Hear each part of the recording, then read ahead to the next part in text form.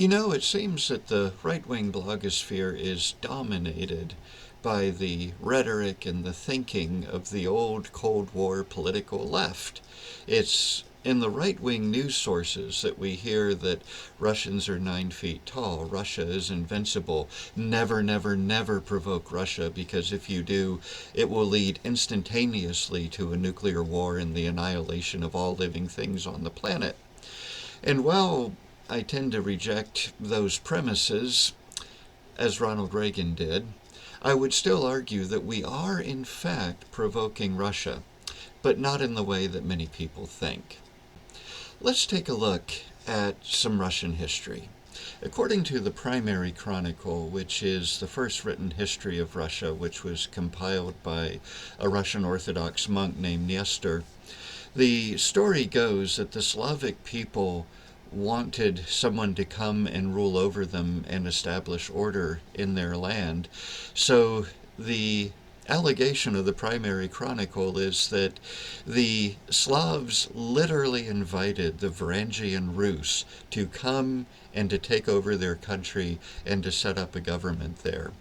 And so Russia has been willing to invade a neighbor to help for about 1100 years. In Robert Massey's biography of Catherine the Great, he relates how the Prussian ambassador approached Catherine and let her know that Poland was ready for the taking.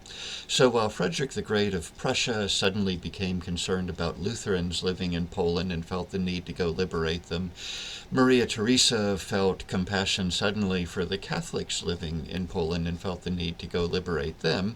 And at the same time, Catherine decided that she didn't want to be left out of this party, so out of concern for the Orthodox Christians living in Poland, she invaded and took her share.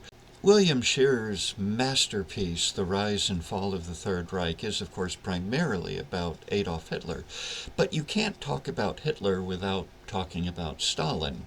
And Scherer details the negotiations between Stalin and Hitler.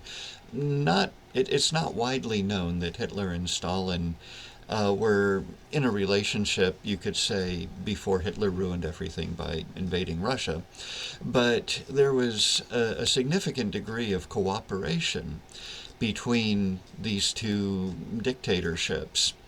And Hitler had to negotiate with Stalin to essentially get permission to invade Poland.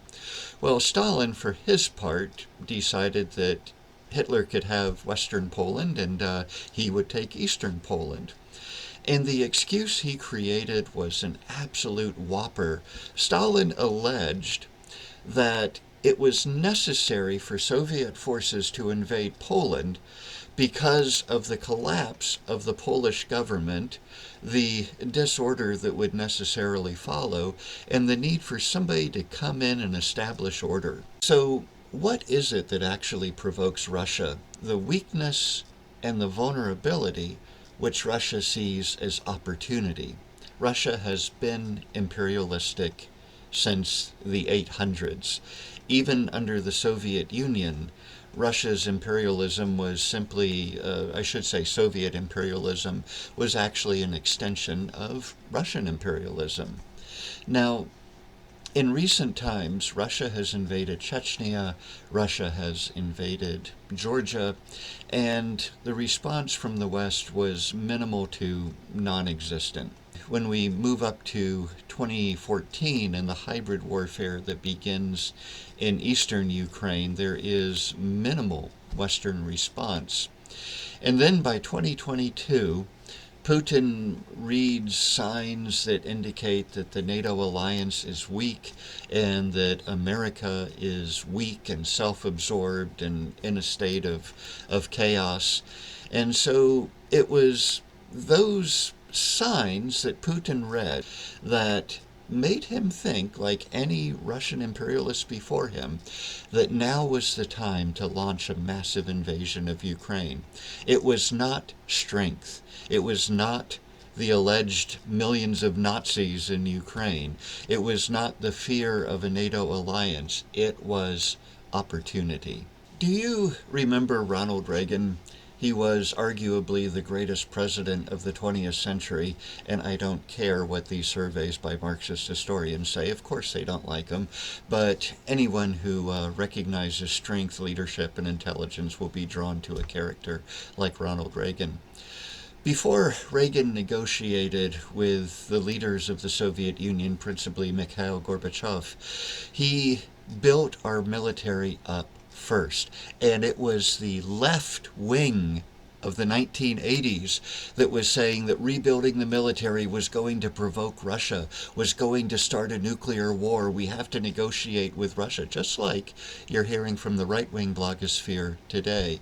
Yet Reagan was right then, and he was right today. History proved him right. Reagan built up our military, negotiated from a position of strength, opposed the Soviet Union in different places around the world, and shortly after his presidency, the Soviet Union collapsed under its own weight.